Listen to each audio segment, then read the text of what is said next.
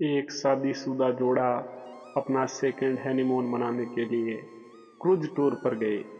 इस दौरान वे अपने बच्चों को घर पर ही छोड़कर गए थे। बदनसीबी से खराब और बहुत ही तूफानी मौसम के कारण क्रूज शिप डूबने लगी। सभी लोगों की तरह वे दोनों भी अपनी जान बचाने के लिए लाइफ बोट एरिया की तरफ दौड़े, लेकिन वहां भी सिर्फ एक ही व्यक्ति के लिए जगह बची हुई थी। अपनी पत्नी को डूबती शिप पर छोड़ आदमी लाइफ बोट में बैठ गया। पत्नी उसी डूबती शिप पर खड़ी अपने पति को दूर जाते हुए देख रही थी। वो चिल्लाकर अपने पति से बोली।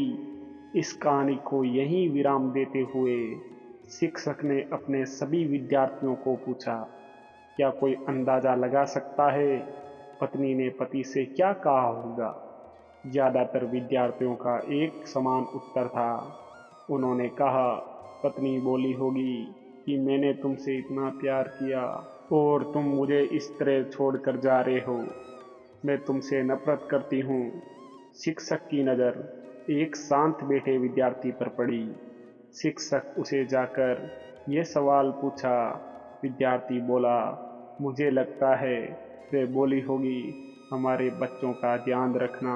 शिक्षक को आश्चर्य हुआ। उन्होंने विद्यार्थी से पूछा, क्या तुमने ये कहानी पहले भी सुनी है?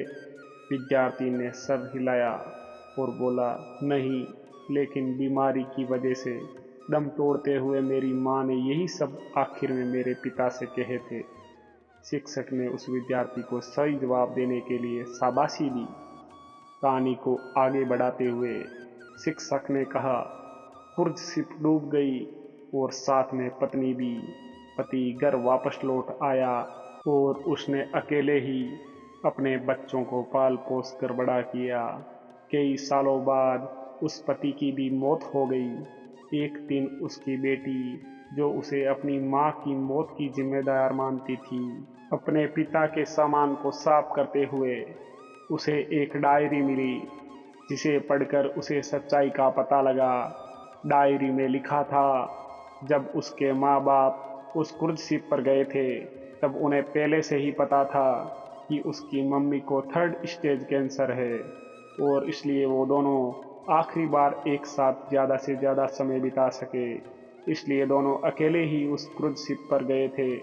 जब उस शिप पर वे मनहूस समय आया था, तब उसके पिता ने उस अकेली बची लाइफ बोट की जगह में बैठने से मना कर दिया था।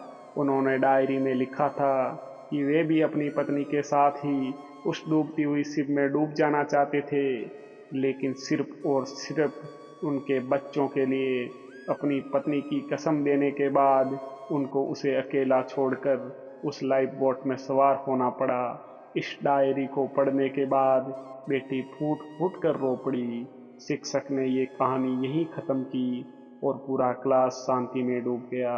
ये शांति देख शिक्षक को पता चल गया कि वे इस कहानी के जरिए जो सीख अपने विद्यार्थियों तक पहुंचाना चाहते थे, वे पहुंच चुकी है। इस दुनिया में अच्छे और बुरे हर तरह के लोग हैं, लेकिन कभी कभी परिस्थितियां ऐसी विकट हो जाती है कि आप बुरे या अच्छे का फैसला नहीं कर पाते। इसलिए कभी भी हमें कोई भी फैसला लेने में जल्दबाजी नहीं करनी चाहिए। सिर्फ बाहरी चीज़ों को जान लेने से किया गया फैसला कभी भी सही नहीं हो सकता।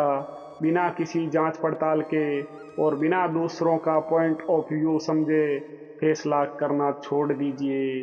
वे जो होटल में आपके खाने का बिल भरते हैं, इसलिए नहीं क्योंकि उन्हें अपने पैसों का घमंड है, बल्कि इसलिए कि वे आपको पैसों से ज़्यादा अहमियत देते हैं।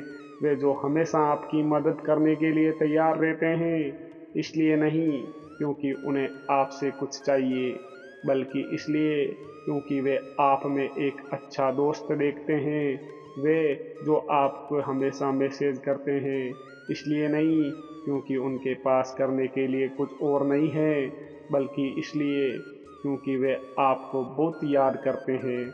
और वे जो हर झगड़े के बाद पहले माफ़ी मांगते हैं, इसलिए नहीं कि वे गलत होते हैं, बल्कि इसलिए क्योंकि उन्हें अपने बातों, अपने गुस्से या अपने ईगो से ज़्यादा आपकी परवाह है।